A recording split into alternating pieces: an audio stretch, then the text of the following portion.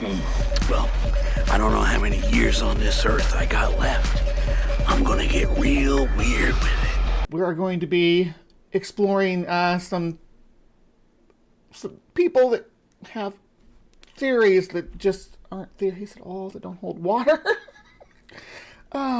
So I figure this is the best place to start with one of my favorite topics and one of my favorite subjects of that topic. So I hope you guys are into Tartaria as much as I am, because we are going to be revisiting Lucius Aurelian, who is a Tartarian channel. A channel dedicated to exploring the mysteries and overlooked truths of human existence. We embark on a journey of self-discovery through looking at our own experiences, a method of entertainment, and a way to see our existence. All material are intended for entertainment purposes only. I'd like to give the entertainment disclaimer. You may find content that causes you to reconsider your life and your assumed role within your life, and you may simply reinforce the belief that you have been on the correct path all along. And this is the kind of stuff that we get. We got Gates of Tartaria, Advanced Airship, Lost Designs, The Prophets of Tartaria, Orphans of the Sky. Here's the Tolkien's video, New Shadow. It's about Tolkien's book that he never finished writing. There's a sequel to Lord of the Rings. Timeline, another history. Secret Structures of Tartaria, the Star Fort Builders. Yeah, we've covered this channel before, City of Towers. There you are. But there's one subject that he goes off of that gets away from architecture that I love, and that is the colossal trees. So he does get into some building tangents here towards the end, but we're gonna excuse that because we are gonna watch freaking giant trees. Let's do it. I'm gonna speed him up too because we are kind of running a little bit behind. We're running about 15 minutes behind actually. Sinkhole Sam took longer than I thought.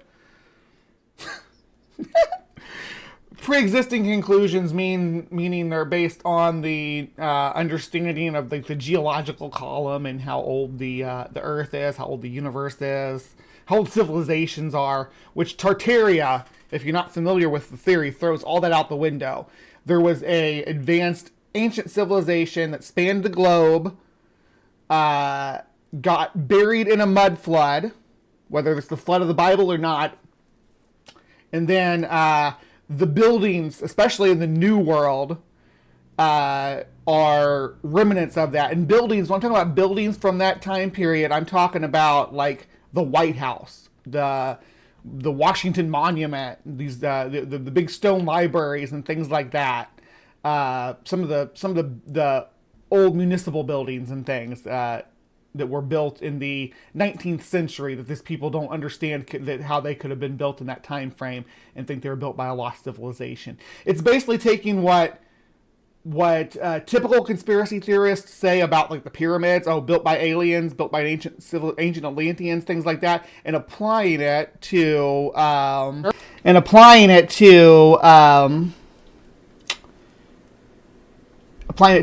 trees, or to sorry, not to trees, but to they're applying it to trees here, but they're applying it to like modern, like 19th and early 20th century architecture. All right, I'll start this over with audio. Welcome to the Restitutor Orbis channel, and today we're going to step away from buildings and look into the world of trees. Trees are like buildings, though, in the fact that we oftentimes walk amongst them and we don't fully appreciate the wonder and grandeur of their presence. God dang it, I hate that too. I'll cut that out. I hate when I take a drink when the video is muted. And yet it's in the presence of trees that we can find other explanations and connections to the older tales of our land, connections to previous eras. Trees have many mysteries about them, and yet they could reflect a much greater lost glory that we're going to explore today and look for explanations in how trees connect to the old world. You were sleeping. You slept too long. We all have. Okay. Time to stop running.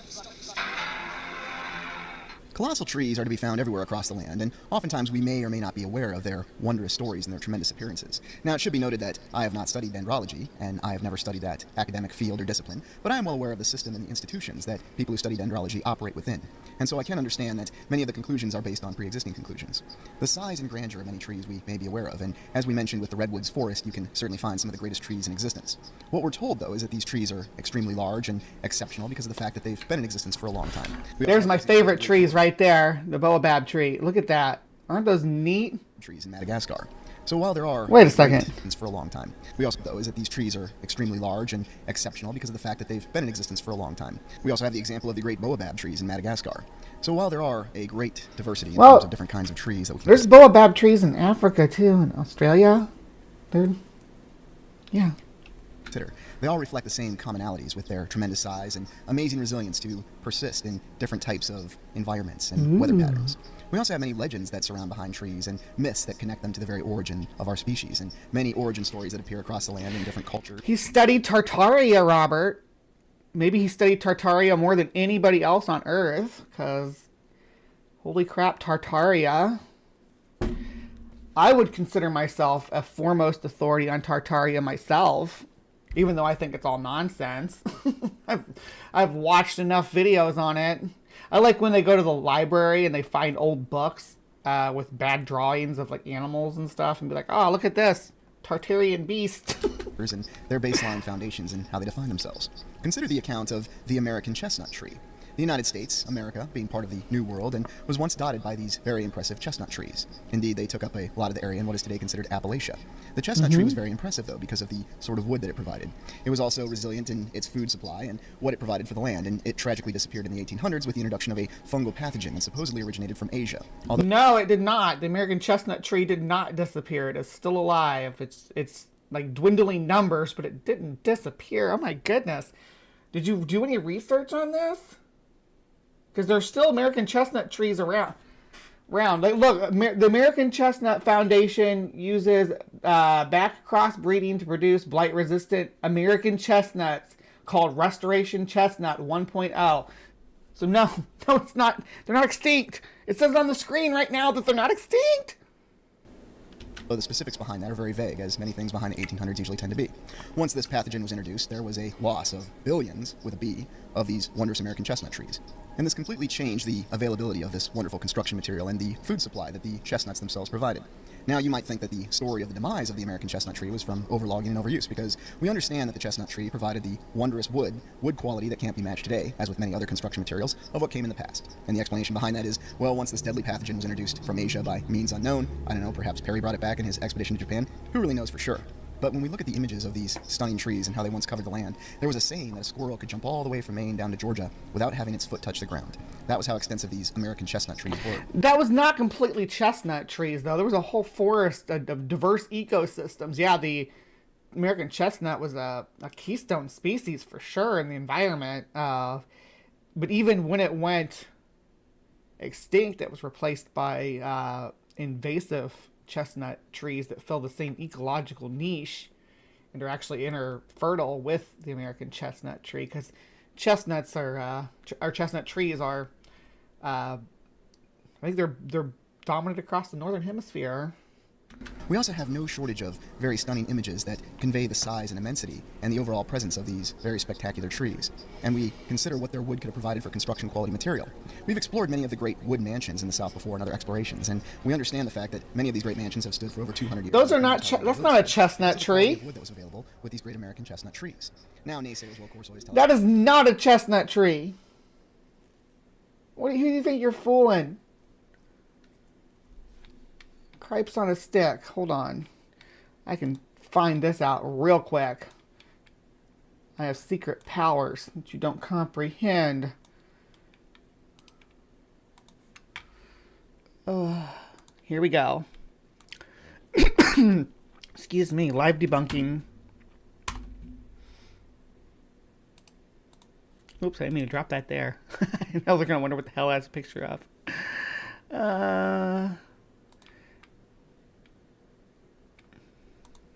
I can delete it. I don't know. I didn't mean to do that.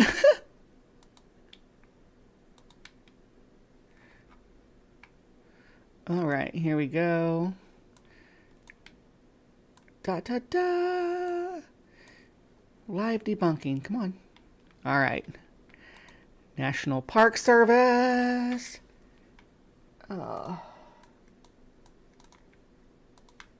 Okay.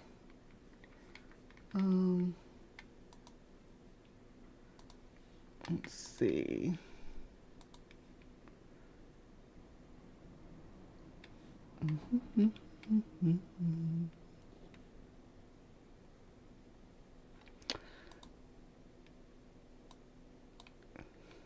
There's a lot of pictures like this. It's a very popular frontier style of posing for lumber workers. I'm trying to find one that matches though, and I found it. There you go. Oh. Oop, let me show that. Hate to brag, but damn, I'm good. California, 1890, logger base of giant sequoia. Kings County Library. Look at these two gentlemen right here. Okay, focus on them. Ta-da, here they are. All right, debunked. It's also because of overforestation now, and because of the fact that many of our current forests are nowhere near as old, at least in terms of the age of the trees, as our older forests. And that is very well true and seems to be true in many facets. But the other thing that we may be overlooking is just how large and extensive trees and forests can be if they're left to their own devices. We have so many images, though, purportedly from the 1800s and the early 1900s, that give us an idea of the size and scope and immensity of these wondrous trees. And oftentimes when you see these images, you are transported to a completely different world. And it almost feels like it's a different world in many different ways because of the... Now, I believe that these could be chestnut trees. These aren't nearly as big as what they were showing before, though. These could be old-growth chestnuts. You have the presence of these great trees, much as we... I'll give you the benefit of the doubt. Well, actually, I shouldn't give you the benefit of the doubt because I've already caught you lying. I already caught you lying about it, so I shouldn't give you the benefit of the doubt. Maybe stop being a liar then, liar. Transported to different worlds, and we consider the once immense and wondrous architectural brilliance of the buildings that we saw from the 1800s and the early 1900s. You could say the same thing about the presence of these American chestnut trees. And I don't just want to stay focused on the American chestnut trees. I'm just highlighting that as an example because there's several... You couldn't hear me drinking that time, I hope. Trees provided the wondrous quality of construction material within their wood, and they also provided a food supply with the American chestnuts that were very nutritious and readily available. Well, that's no longer the situation with the advent and the introduction of this pathogen, this fungus that completely destroyed these trees. Now, we're told that the root systems behind the trees can never be completely eradicated by the fungus, but it's quite a tragedy when you think about the fact that the entire landscape was once covered with these impressive and tremendous trees. And what are your thoughts on what they could have provided with construction? Were they tremendous? They were big. I mean, yeah, they're big old growth trees. The forest is full of big old oak trees are even bigger. What you're showing here on this image looks more like an oak tree. Oak trees don't usually get as tall as chestnut trees, but they definitely have more mass and cover more area. There's old cemeteries in I think there's one in Georgia. I know there's one in the UK with an oak tree that covers the whole cemetery under its branches. Right? It's huge. Just the span of these old oak trees, and this looks more like an oak tree. Materials and food supply. There's also the concept of how we have theories that in the older civilizations or the previous eras that there was a... Oh, Robert, we're gonna get there. Don't you worry, baby. Better balance achieved between the civilization and nature itself.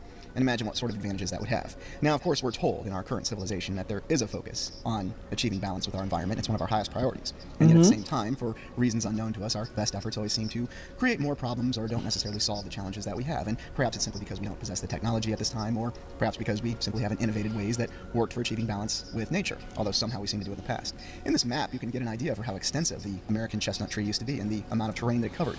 And imagine all the benefits that having such wonderful construction material and readily available food supplies would be, whether it was for the Native Americans or the recently arrived settlers that we're told all came from Europe. And here we go. Logging efforts. And indeed, some of these images you have, you can see the amount of resources that were required to conduct logging of this very impressive American chestnut wood. And you can see that there were no shortage of individuals that were standing around posing for pictures. It's almost as though these individuals are as amazing That's as trees. also not a chestnut. This is how they decided to... No, I can tell from the bark, obviously, because I'm a big nerd, but this is a coniferous tree. Probably a redwood or a sequoia. Celebrate the presence of these trees by cutting them open a little bit and posing. I could go and debunk this one too. I could go pull that and debunk it for you live, but I'll I'll leave it at to this. show their size and immensity. Now, to be fair, I do have some images of redwoods mixed in with these images of American chestnuts, but Oh, so you acknowledge it. Never mind then. I guess I'm not debunking anything, because he admits that he's using... it serves the overall theme of the fact that there are many great trees that are across the land, and they have many different stories tied to them. Now, we're often told, and supposedly we can confirm the exact age of a tree by cutting it down and cutting the number of rings that are within its trunk. Yet at the same time, you can see that trees have a different story behind them, and I've always questioned, how do we know the exact age of these trees? For example, if one of these redwoods is 400 to 600 years old, well, how many human generations is that? Now, of course, we have total confidence in our ability to... Do you not know how many human generations exist within 400 or 600 years? I mean, that's some pretty basic math. See, every century can account for like 5 to 6 generations, right? Generation is generally about 15 to 20 years. So, yeah, so it would be how many human generations, and as the further you go back, of course, human generations are shorter. So once you get back before maybe, well, actually pretty recently, before the 20th century, there was probably more like maybe 6 to 7 generations in a century. We live longer now. Of course, this guy doesn't think so. maintain archives and to effectively pass accurate information through generations, and no one even blinks. Although you might remember that example from that episode of The Simpsons where they started the message where one person whispered a message to the next, and by the time it got to the front of the line, Edna Krabappel was mad at Principal Skinner over the purple monkey dishwasher. If you've seen the episode, you know what I'm talking about. The point being is that we have such faith in our archives and our records and our many different governments that have existed over time that we don't believe that they would... Well, it's like whenever we find a rare animal or anything. When I talked about the Steller sea eagle, it's like, what do you do when you see a rare animal? You kill it. So you can document it, I guess. What do you do when you see a huge, giant, monstrous tree? Let's cut that thing down. Actually, have errors of maintaining a historical account.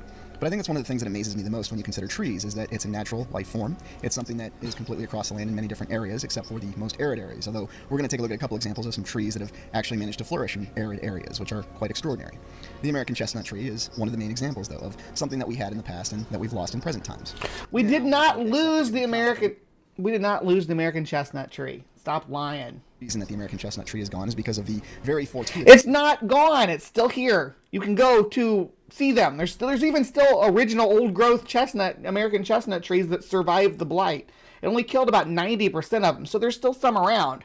A lot of them have... a lot of them are kind of famous that you can go like to different parks and preserves and stuff and see them. Introduction of this fungal pathogen that completely destroyed it. And yet, isn't it odd that a once great natural resource that was completely across the land that provided food and construction material is now... Yeah, China always doing things. We'll have our revenge because we threw raccoons at them. Take that. Take our raccoons! No, invasive species are bad, no matter which way they go. no longer available. It wasn't because of over-logging. Logging couldn't destroy 4 billion trees, but something else did. Something that seemed to specifically target the trees. It's a very strange account, and we have many other strange accounts about how certain things that benefited the population and the wildlife are now no longer available. Now, I'm not saying that we have reason to question the account on how these trees were destroyed. I'm just stating that it's very peculiar that something that was so beneficial to so many was just suddenly eradicated overnight. And I think that's one of the things that we have to remember. Overnight? Over decades. Is how things connect. What's the cause and effect behind many different aspects. Over decades, dude, not overnight. Stop. Oftentimes we tend to neglect the overall cause and effect because we have a given account and because it's been repeated so many times that we just go along with it, because repetition and that which we learn first is that which we tend to retain, and that's that which we'll develop an emotional attachment to. When you look at this impressive image though here from the redwoods, and you get an idea of just how extensive these great trees are and what this just makes me want to go ride a speeder bike, honestly. Maybe go to a treetop village full of little furry teddy bear people. Could really offer. We also consider the actual accounts that we had of the large dinosaurs. Now, typically what we'll be told by the mainstream is in the distant past, things were larger. We had larger flora, we had larger fauna in the past, and it's all easily explainable because we had a very different environment at that time. The climate was very different. There have been changes to the land over time. The same laws of physics still applied, though, when dinosaurs were around. I think that most of the ecological stability was there. Like a human, like something from the... I believe something from an organism from as far back as the Jurassic could survive and breathe in the present day atmosphere. I believe. I mean, obviously we can't know for sure, but everything we have from like the readings from ice cores and from from fossils and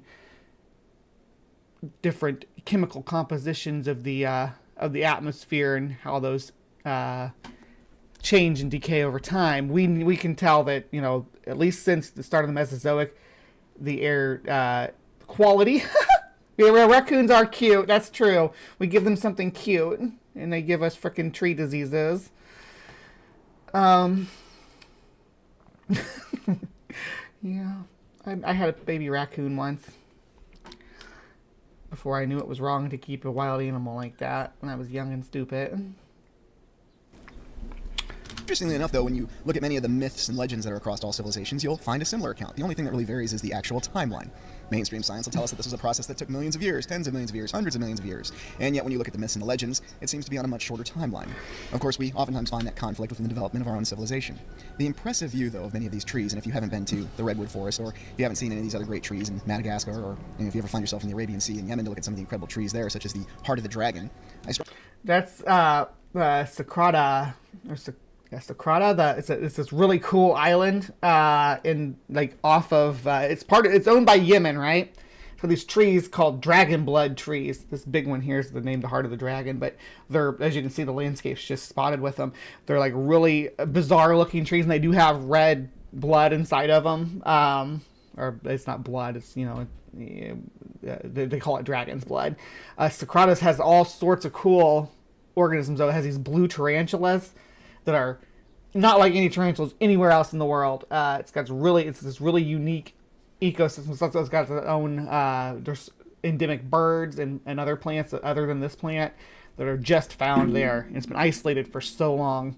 Really cool. I think the only places that surpass it in endemic species are New Zealand and the Galapagos, I believe, and New Caledonia. Strongly suggest you find a way to look at some of the trees even in your own local area, because you will. But he keeps insisting baobab trees only exist in Madagascar, but they're in Africa. They're all over Africa and Australia. I found here. Let me see. While we were listening, I found this map that shows where different ones live. The ones he keeps showing are the big African ones too, because those are the huge ones. This one right here, which is A. digitata, the green. Although this one's pretty cool too, and pretty chunky. Look how chunky the Australian one is. It's only found in the upper, like the tropical regions. Or I guess it's more arid there. Tropical region Australia is more over here. This is still pretty arid. That's A. Gregory. But yeah, Madagascar does have a lot. I had to blow up the map just to show how many unique species that it has. Madagascar is kind of a hotbed for these rare species of trees, but they're not uniquely endemic to Madagascar. Find quite a variance in terms of what these trees are capable of. And I always found the fact that there were trees extraordinary as this in such an arid area as something that really shows the persistence and durability of life that oftentimes we overlook. Now imagine what a civilization could do that would achieve a balance with this sort of life and nature and what they could really reflect. Why is this all Managing blurry? to combine the artificial with the natural. That always seems to be something that we're told that we struggle with to this day. These incredible baobab trees in Madagascar have a very unique appearance to them as well, and we're informed that they're able to store water within their vast trunks and their entire root and stem structure. Cool. And that's how they're able to continue to persist in areas that oftentimes can be arid. Yet at the same time, when you look at these trees, you can see that they have a wondrous appearance to them, that they seem to show a different sort of landscape. And I'm oftentimes left with the questions that could these trees and their presence in many different areas have actually been They look like Dr. Seuss trees to me. originated from somewhere else, a previous civilization. The real question comes down to, though, what's really natural and what's really artificial. Because I am well familiar with the whole concept of how we've changed animals over time, such as how we've bred certain characteristics in horses to be true. Could the same thing have been done with trees in the distant past? And as you can see, when they're smaller, they look more like regular trees. It's when they start to get big, they start to get real thick. The remnants of once great trees? Or could there have been even more natural trees that were much more grand than these very stupendous examples that we're looking at right now? Because oftentimes when you look at trees from across the land that you're not familiar with, they suddenly become much more awe-inspiring than the trees that you may be used to. Now, whether you're from the United Kingdom, the United States, Africa, Asia, it doesn't really matter, because of the fact that you can appreciate the very trees that are in your own backyard and have an understanding. If you live in Africa, these trees are in your backyard, because Africa has baobab trees Australia too. Story that they have to tell us. And that's what I was alluding to earlier. What's the true story behind the development of these trees? Are the trees part of natural development that were simply allowed with the quote-unquote concept? Well, you can see from these trees that they were part of Gondwanaland fauna, or not fauna, flora. Gondwanaland flora. I'm so used to talking about animals, I say fauna instinctively when it comes after Gondwanaland. But Gondwanaland was this ancient continent made up of Africa, Madagascar, Australia, South America, and Antarctica. Did I say Antarctica twice? I don't think I did, but if I did, I didn't mean to. And Madagascar was part of this. New Zealand was part of this. But when it was on the equator, because Gondwanaland was on the equator, these trees were the dominant tree types in the equatorial region of Gondwanaland. And when it broke up, those regions became Africa, Madagascar, and Australia, and also Indonesia and part of India. But I digress. Yeah. So, and a weirder thing is that during a lot of this time period, South America was very was more south than it is now. Was a lot cooler. Of evolution, or was there a little bit more of a intervention that was put into certain trees? Is there a reason that there is such a vast variance in trees and what environment that they connect to? Now, I know the people that are supporters of the mainstream account will tell me it's simply because there's different environments and the trees adapted to them. Yes. Adaptiveness and the evolutionary theory. Ooh, Hyperion! Supposedly the largest redwood tree, Hyperion, and this is in northwestern California. And I'll give you a warning that while you can find the exact coordinates of this tree, it is not currently legal to go and see this tree personally, for various reasons. We're told that because the presence of human beings is disrupting the natural environment around the tree. Isn't that amazing that we have one of the largest trees in the land and you can't go near it legally? So you've heard it from... Yeah, you're just being conspiratorial about it, though. It's the reason you can't go near it is because they have a delicate environmental root system that's part of a branching ecology that extends well beyond the branches of the tree that need to be maintained because this is a rare, unique, one-of-a-kind organism. Good grief. In this channel first. But there are many other trees in the redwoods and across the land that you can still go and experience in person. Again, I go back and I consider what we're told about the impressive size of the dinosaurs. When we consider the legend of dragons from the earlier Middle Ages exploration this week, we can see that there are... Yes, Florida was underwater. Florida, the Sugarloaf Mountains that run down the middle of Florida, that's a sand dune, or a what do they call it? This a sandbar. That's a giant ancient sandbar. Florida is just a giant ancient sandbar, or at least it has one on it. It does have bedrock, of course, but it's got a big sandbar built on it, and then deposition, oceanic deposition from centuries. Yeah, Florida's hardly a thing. It hasn't been above the water very long. Different accounts that do tell us from the mainstream that there was much larger life forms in the past. Again, they just tell us that it was on a longer timeline. Such as the example of the ancient redwood. We're told that the ancient redwood reached heights of nearly 900 feet, as opposed to the current... Wait, what? Ancient redwood, 900 feet? I don't think so. Height of ancient redwood. 400 feet.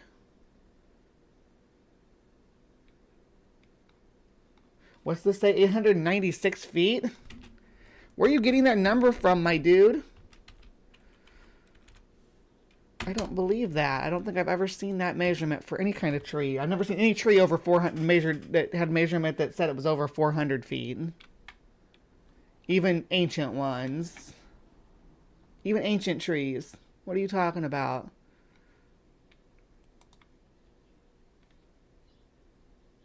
Yeah, it's from Reddit. Let's see. I just pulled the same image up, so that's what's on my screen here. I'm just reading a Reddit thread about it, see if it has a origin.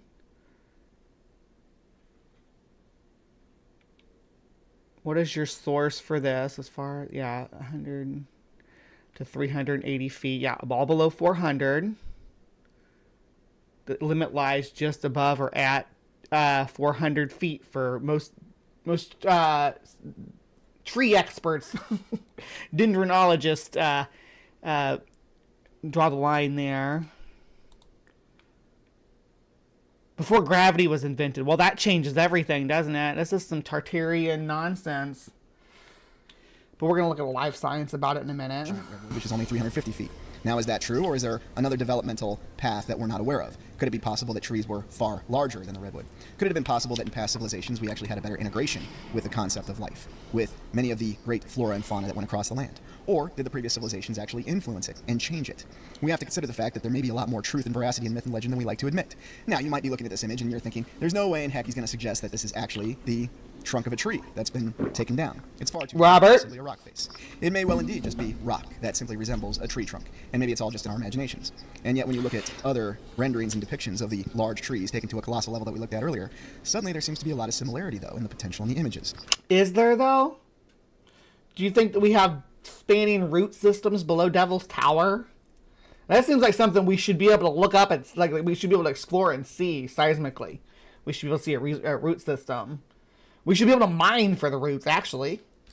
Now, once again, defenders of the mainstream narrative will simply tell us that we're using our imaginations too much, that it's not possible that these great structures, such as Devil's Tower here in Wyoming, could have ever been the trunk of a tree. We're told officially that this is merely the result of a volcano, and the lava flow from... It formed by igneous intrusions. It sounds so cool. Yeah, the thing is it's made of basalt, right? So you can actually... You can take a piece of Devil's Tower and chemically test it and find out what it's made of. Are you claiming... Is this the claim, the Tartarian claim, is that trees, giant basalt trees, used to grow out of the earth? Giant basalt trees. Because they're basalt. Again, it's basalt. Volcanic rock. You can go to Devil's Tower right now and get a piece of it and take it to a lab and have a spectrometer,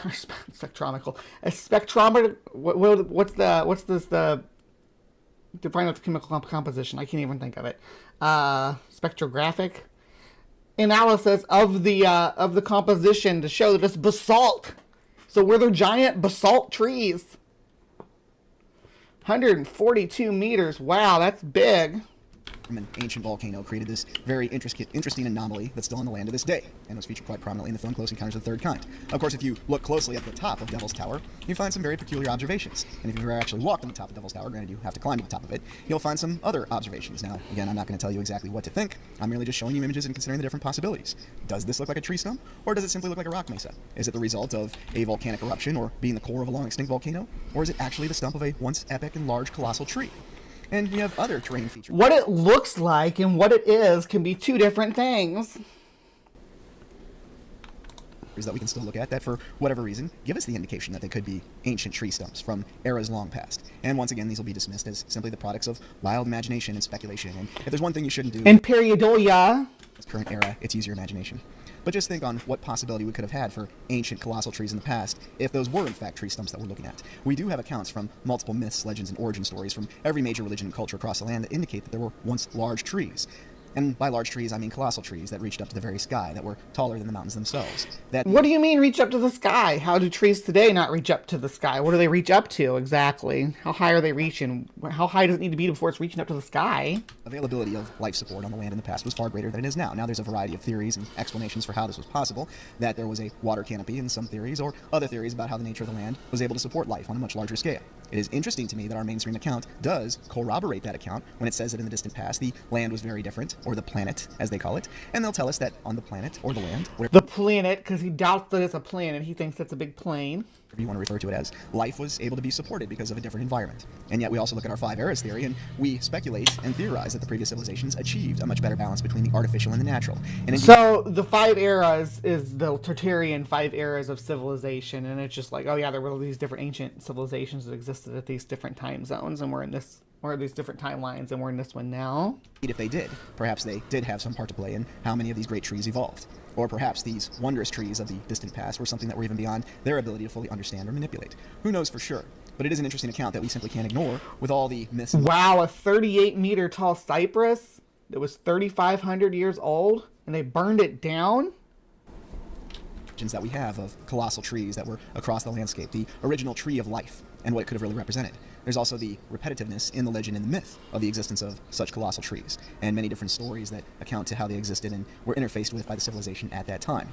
And once again, the mainstream will simply tell us that such large trees did not exist. Yes, it's possible that we had dinosaurs, we have bones that prove it, although we only find fossilized remains. And we always seem to put such a premium in terms of the veracity of what we find with fossils. Although, interestingly enough, when we try to verify what's... Because we can link them morphologically. We can take measurements of them and compare them to modern species and species that came before them and get an idea how their ecology worked and how they changed over time. Located and determined with fossils, you have many conflicting accounts.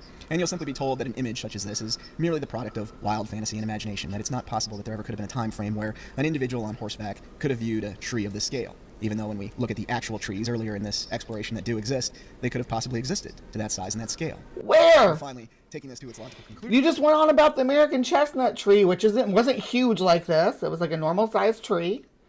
I mean, it's a old growth tree, so they live for a long time and get fairly large, but not like bigger than mountains. How does that... Conclusion, if we consider the fact that in the distant past there were great trees that reached to the very sky, that they had the ability within the land and the support of particular resources to reach the greatest heights, and then of course the very concept of the tree of life and what it really reflects. What are your thoughts on the existence of colossal trees in the distant past? And what do you think about the origin myth of the tree of life? Let me know in the comments. Or do you believe that the mainstream tells us exactly as it is? Well, I'm going to transition over here. All right, now he goes to plug in this old New York channel that I think he says it's somebody else's channel. I don't know if it's his or not, but this is his channel. If you want to cover Tartaria, I suggest we start here. And I'd be happy to... what are we doing with Vandalia, right? I don't know what we're doing with Vandalia, but if you want to do Tartaria with Vandalia, I bet Vandalia would be down for it. We could do any of this nonsense. Good stuff. Oh, look, the Statue of Liberty from the old world. Statue of Liberty precedes the United States. It's built on a star fort. It's ancient, from before the flood. The Statue of Liberty. Let's see, what else do they got here? Tartaria's greatest technology. The Castle of the Rising Sun. Civil War technology. Innovated or salvaged. This is the submarine of the Hunley. I think that was what it was called. The Hunley submarine. So they're going to claim that that's ancient technology too. The Hunley claims so many freaking lives. That's crazy. Atlanta, Empire City. The empire of the old world was in Atlanta, apparently. Look at this wildness. You can make a homunculus. Or homunculus. We've looked at homunculus before and how to make them. As a matter of fact, I think that they stole my... because the original image is just black and white, and I photoshopped it to put the purple around the glass globe for my video. So I'm almost confident that this person is using my same thumbnail, or my same image that I used for my thumbnail, to the point where I'm going to check on my channel.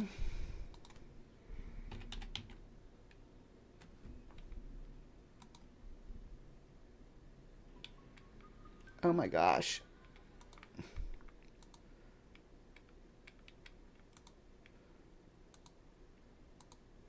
Where'd it go?